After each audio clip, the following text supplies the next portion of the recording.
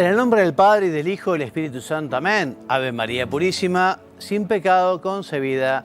Queridos amigos de la tele, nuevamente juntos con nuestros temas de fe católica, un programa de la tele en los que se abordan los principales verdades de la fe cristiana, aprovechando el texto Síntesis de Fe Católica, un libro que se encuentra en el sitio web del Opus Dei.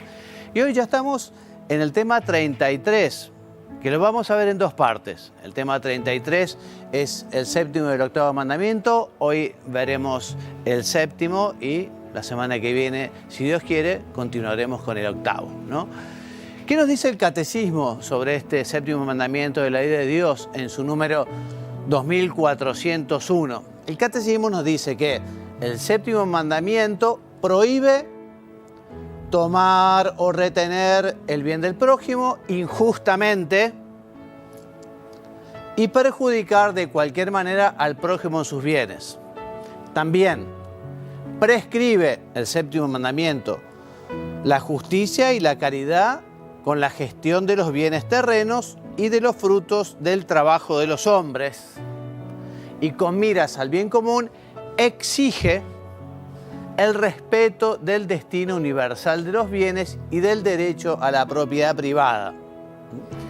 La vida cristiana se esfuerza por ordenar a Dios y a la caridad fraterna los bienes de este mundo.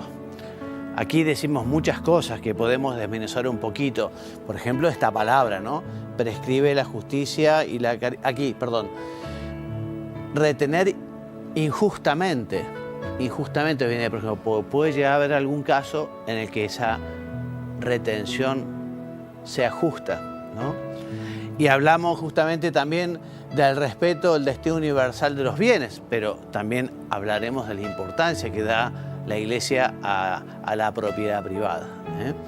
Bueno, Dios confió la tierra al hombre para que la cultivara, para que se beneficiara de sus frutos.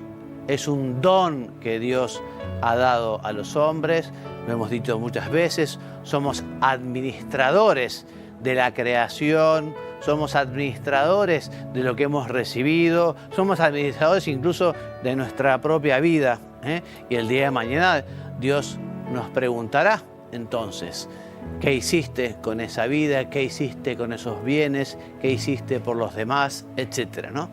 Entonces te decía que esa apropiación de los bienes es legítima para garantizar la libertad y la dignidad de las personas, para ayudar a cada uno a atender sus necesidades fundamentales, las necesidades de los que están a su cargo.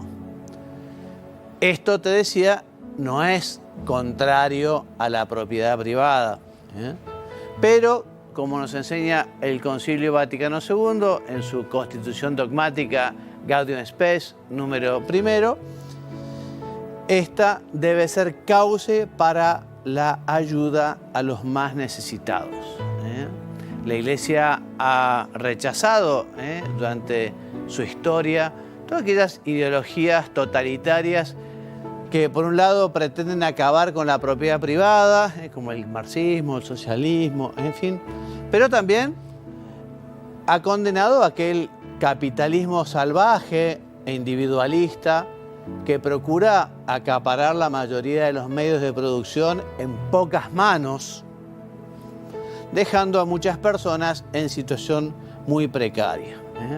Así que la Iglesia en este sentido justamente recuerda esa ecología también de la distribución de los bienes y cómo incluso, aunque uno tenga muchísimos bienes, sea poderoso, también uno está llamado, vamos a ver, a vivir de una manera templada, a vivir la pobreza cristiana. Ya vamos a ver qué es lo que es. Está llamado a la generosidad, está llamado a la solidaridad en el uso de los bienes. Por eso ya te decía, el día de mañana nos dirá Dios, ¿qué has hecho con los bienes que te di? ¿Cómo los administraste, ¿no? Entonces, en relación al uso de los medios creados, son importantes la templanza, o sea, saber usar y no abusar de los bienes, todo en su medida y armoniosamente, hecho como corresponde. La templanza en las comidas es justamente comer lo que uno necesita, la templanza en las bebidas, la templanza en el descanso, la templanza en el tener cosas. Uno tiene que llevar una vida sobria, una vida templada, ¿no? El hombre tiene que vivir la justicia porque el hombre no es una isla, tiene una familia, tiene unos amigos, tiene unos vecinos, tiene unos parientes. El hombre está llamado justamente a la donación, a la entrega de sí mismo y en la medida de sus posibilidades, de sus cosas también, ¿no? Entonces a estas virtudes agregamos la virtud de la solidaridad, que ya la definiremos con palabras de San Juan Pablo II, y la pobreza que no es algo solo para los monjes ermitaños, aquellos que decían ir a vivir al desierto o vivir en una cueva o en un convento. Todos debemos vivir la pobreza, ¿eh? El Señor nos dijo que difícil es que un rico entre en el reino de los cielos, porque la pobreza cristiana, lo veremos, no consiste tanto en tener o no tener, ¿no? Sino saber administrar y saber qué lugar ocupa en el corazón aquellos bienes que hemos recibido.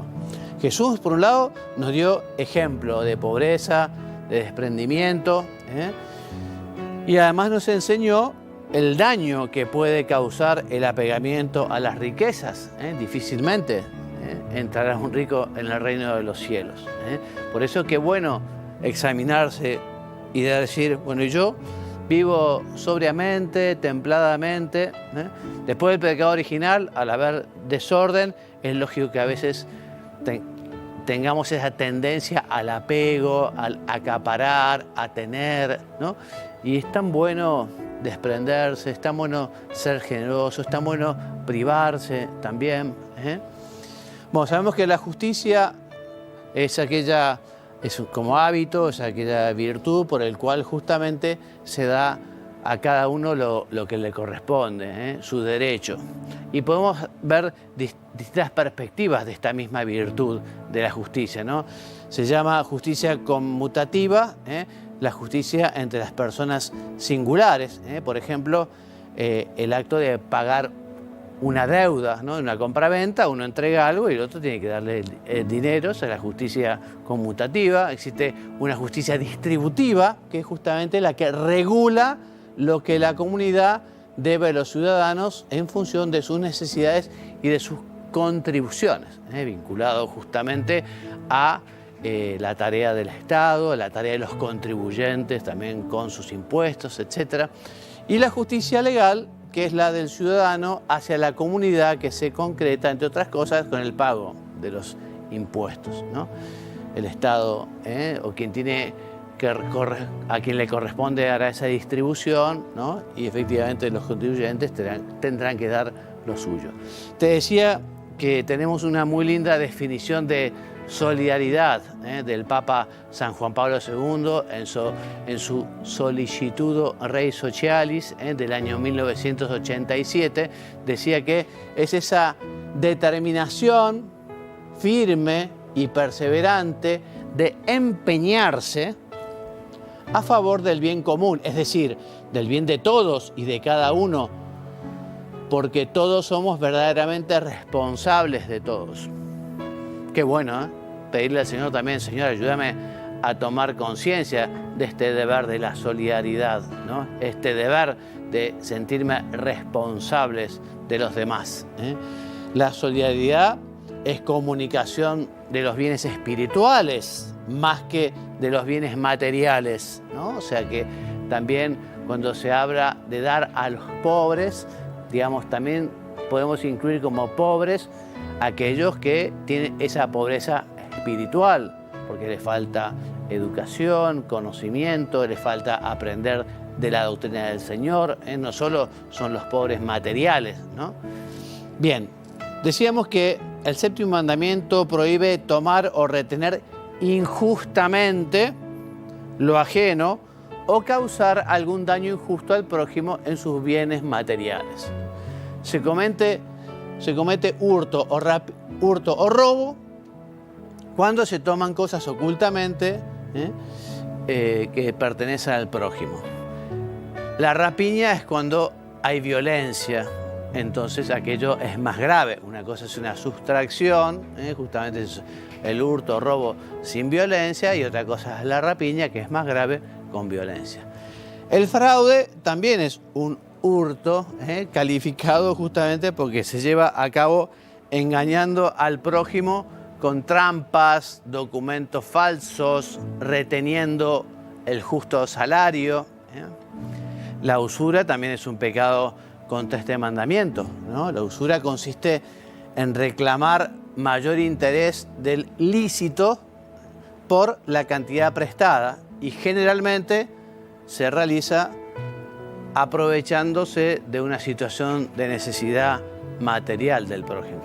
Se puede cobrar justos intereses, cuando uno recibe un préstamo o da un préstamo, uno puede cobrar unos intereses, pero la usura es cuando ese interés es ilícito, por la cantidad superior. También es ilícita la corrupción, tremendo, como para justamente pedirle a Dios este flagelo en nuestros países de Sudamérica y del mundo también, ¿no? Y de alguna manera quien pueda conseguir avanzar para que esa corrupción disminuya en el ámbito. No tenemos que acostumbrarnos, ¿no?, a que haya gente que tome lo que no es suyo porque es del Estado o porque es de la comunidad. A veces la gente tiene miedo también, ¿no? Dice, bueno, pero si yo denuncio, ¿qué puede pasar? Pero no podemos acostumbrarnos, no podemos quedarnos indiferentes. También es un pecado contra este mandamiento el despilfarro. Ya lo decíamos, por más que no tenga muchísimo, uno tiene que vivir sobria y templadamente. No puede dedicarse a despilfarrar y a vivir, porque eso sería un gran egoísmo. Un tema muy importante en este mandamiento, que es que cuando alguien ha causado un daño injusto en los bienes del otro, tiene que reparar. O sea, reparar, si uno robó, es devolver. De hecho, esta restitución de lo robado es esencial para poder confesarse. Si una persona viene y dice, bueno, padre, yo quité esto, bueno, te dejé devolver. Ah, no. Y bueno, o sea, el propósito de enmienda, el dolor se manifiesta, entre otras cosas, en que hay que devolver aquello que ha robado, hay que restituir. Una excusa el deber de restitución cuando es imposible. Bueno, es que ahora no puedo. Bueno, entonces quizá más adelante. Es que se murió la persona que yo le robé. Bueno, pero están los herederos también, ¿no? En fin, puede ser llegado el caso que la obligación pueda extinguirse porque a uno le perdonen esa deuda, ¿no? Eso es otra cosa. Bueno, antes de hablar de la doctrina social de la Iglesia, un tema interesantísimo, vamos a ver lo que dice el Papa en su catequesis. Nos habla también de este mandamiento. Vamos a escucharlo y vamos a recibir su bendición también. Queridos hermanos y hermanas, hoy reflexionamos sobre el séptimo mandamiento del Decálogo: no robarás. Lo primero que nos viene a la mente es el tema de la sustracción o retención ilícita de los bienes ajenos y el debido respeto a la propiedad de los demás.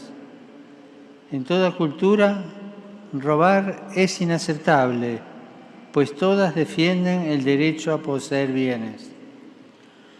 La sabiduría cristiana nos dice que por voluntad divina los frutos de la creación están destinados a todo el género humano. El destino universal de los bienes y su distribución justa es anterior al derecho a la propiedad privada, que debe estar en función de las necesidades primarias del hombre. El mundo es rico en recursos para asegurar a todos el acceso a los bienes fundamentales. Sin embargo, muchos viven en una situación de pobreza escandalosa y los recursos naturales mal usados se van deteriorando y destruyendo. La propiedad, muy en especial cuando afecta a los recursos naturales, debe estar siempre al servicio de las necesidades de los pueblos. No podemos considerarnos dueños absolutos de las cosas. En sentido positivo, no robarás significa que el Señor nos llama a ser administradores, responsables de su providencia, a aprender a multiplicar con creatividad los bienes que poseemos, para usarlos con generosidad en favor de nuestro prójimo y de este modo crecer en la caridad y en la libertad. Saludo cordialmente a los peregrinos de lengua española, venidos de España y Latinoamérica.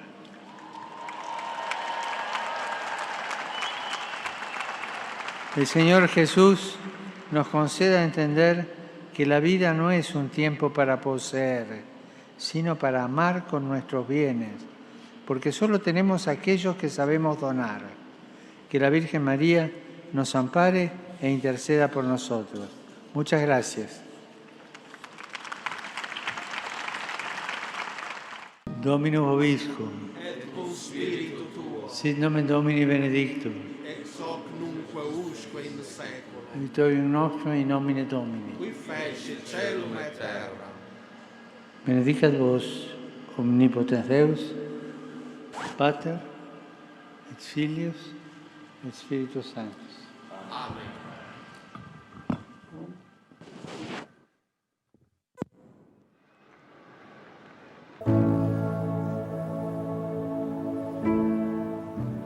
Después de haber aprovechado las palabras del Papa, volvemos entonces a lo que es la doctrina social de la Iglesia, que a modo de noción, a modo de definición, les leo que la doctrina social de la Iglesia es el conjunto de enseñanzas sobre los principios que deben regular la vida social. A esto llamamos doctrina social de la Iglesia y forma parte de la doctrina moral católica. La Iglesia es maestra de humanidad y no solo se ocupa de las almas de los hombres, también se ocupa de sus cuerpos, ¿no?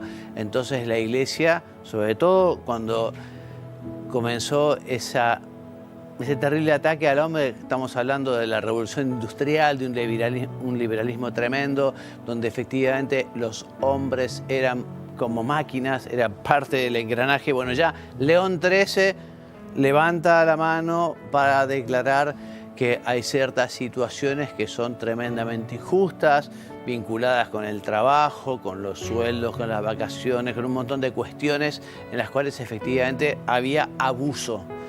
Y la Iglesia sigue hablando justamente cuando se abusa, digamos, y cuando no se respeta la libertad de la persona humana, ¿no? Es importante no confundir la doctrina de la Iglesia con una cuestión política, porque no es una cuestión política, es una cuestión que hace al hombre, porque el hombre es un ser social, ¿no? Y estamos hablando justamente de los temas importantes de la vida humana. Es pensar, bueno, cómo aplicaríamos el Evangelio en esta situación, ¿no? Y de hecho, en lo que se refiere a los sacerdotes, a los obispos, no nos metemos a hablar de temas de política, ¿no? Por eso dice acá, es importante subrayar que no corresponde a los pastores de la Iglesia intervenir directamente en la actividad política y en la organización de la vida social, ¿no? Y la doctrina social de la Iglesia por eso nunca da soluciones concretas, prácticas, ¿no? Sino da un juicio de valor, muestra soluciones y después ya quien tenga la responsabilidad de llevar a cargo ese trabajo o enfrentar ese problema o resolver esa situación, aprovechará esas enseñanzas, concretándolas, viendo un modo práctico, ¿no? Les recomiendo el compendio de la doctrina social de la Iglesia, que justamente, como dice su nombre, compendia el magisterio social de los papas a partir de León XIII para aquí.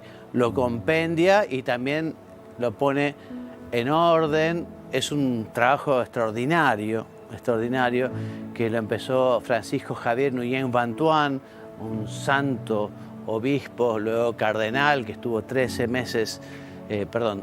años preso, 9 bajo régimen de aislamiento, y cuando fue liberado fue al Vaticano, llamado por el Papa San Juan Pablo II, y le encargó este trabajo, ¿no?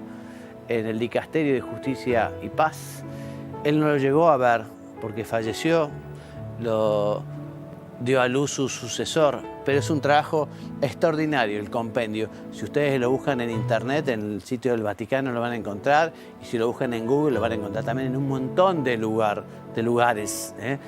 Bien, entonces el compendio justamente lo que hace, te decía, es recopilar todo el magisterio pontificio, ¿no? Porque no es que haya habido, digamos, como que es el Código de Derecho Canónico, que también hubo 2 códigos en la historia de la Iglesia, ¿no? Y justamente es un esfuerzo de síntesis, recopilación, puesta en orden, bueno, una maravilla el compendio. Si no lo has leído, te lo recomiendo, o bajarlo en internet, imprimirlo o comprarlo, Bien, entonces volvemos a lo mismo. La misión de la jerarquía de la Iglesia es de orden diverso a la misión de la autoridad política.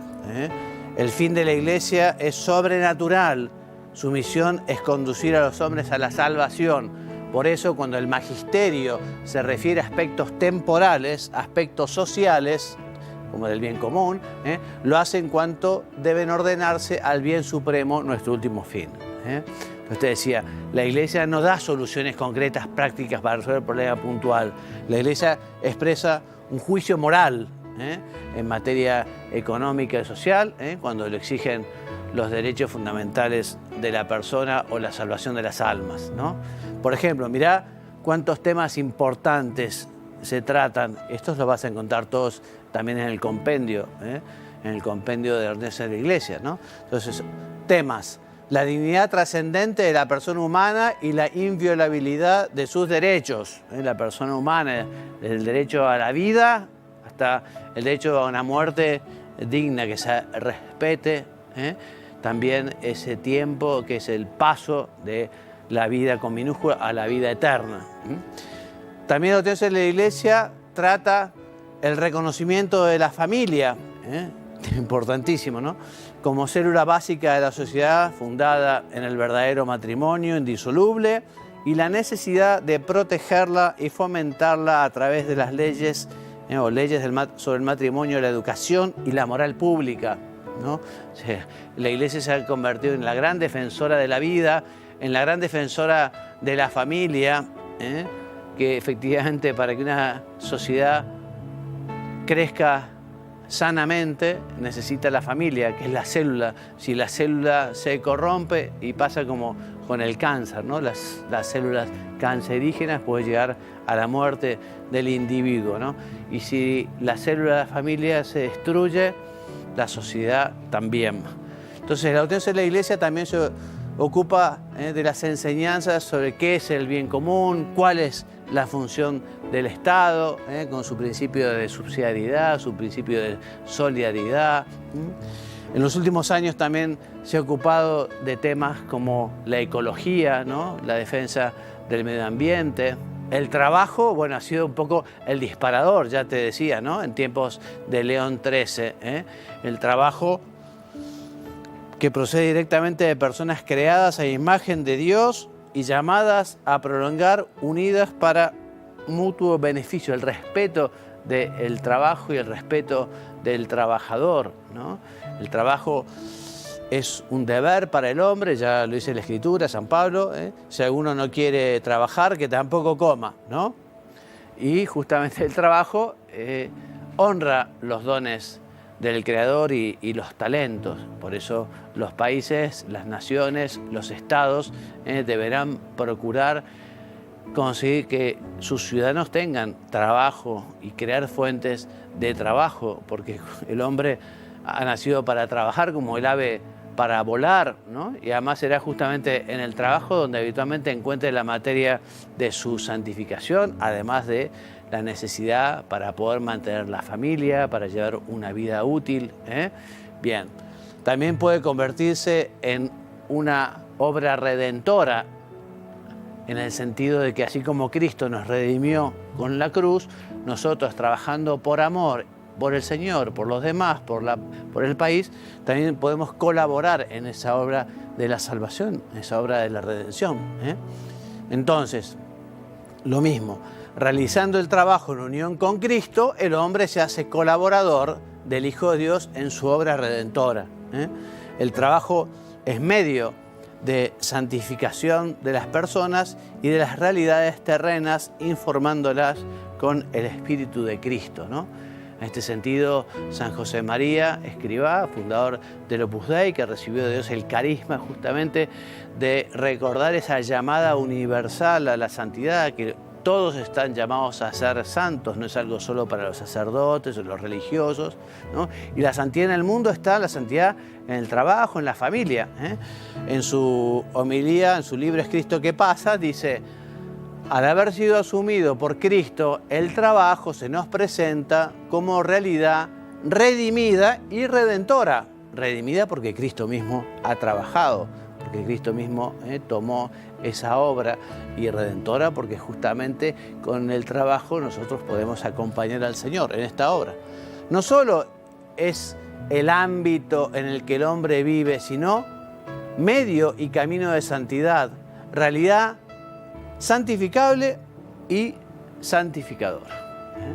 Algo así, para tener muy en cuenta, ¿no? No solo trabajes porque es tu obligación, no solo trabajes porque tenés que llevarle el pan a tu familia, no solo trabajes porque estás cumpliendo también tu deber ciudadano, trabajá por Dios, trabajá porque efectivamente el trabajo tiene esta dimensión trascendente cuando es hecho con rectitud de intención, con perfección personal, etc. ¿Qué es la justicia social? Entonces, la justicia social es una expresión que se ha comenzado a utilizar en el siglo XX para referirse a la dimensión universal que han adquirido los problemas de justicia, ¿no? Dice el Catecismo: la sociedad asegura la justicia social cuando realiza las condiciones que permiten a las asociaciones y a cada uno conseguir lo que le es debido según su naturaleza y su vocación. O sea que efectivamente el Estado tiene que permitir que las organizaciones, ¿no?, debe crear esas condiciones para que las asociaciones, las organizaciones, ¿no?, puedan realmente cumplir su objetivo, su fin, ¿no? Son muchos los elementos que entran en juego al tratar de justicia social. Por ejemplo, la responsabilidad del Estado, te lo decía, ¿no?, crear fuentes de trabajo, la seguridad, la educación, la salud, en fin. También el papel de los empresarios, que no solo deberán enriquecerse, sino que también pensar en sus empleados, en las familias de sus empleados, en el entorno, en el país, ¿no? Todo el tema que tiene que ver con la posibilidad del acceso a los puestos de trabajo, etc. El Papa, en su Evangelii Gaudium, dice que el corazón de Dios tiene un sitio preferencial para los pobres, tanto que hasta él mismo se hizo pobre. Entonces, por eso también te decía, esa mentalidad generosa, abierta, dispuesta a ayudar a los demás. Cada uno según sus posibilidades, cada uno según su vocación, pero es bueno preguntarse: ¿yo estoy dando lo que puedo dar? ¿Yo estoy siendo generoso? ¿Cómo estoy administrando los bienes que el Señor me ha dado? Todo el camino de nuestra redención está asignado por los pobres, ¿no? O sea que el día de mañana nos lo preguntará el Señor. No se trata solo de realizar acciones o programas de promoción social, que ya es bastante poder organizar programas de promoción social, ¿no?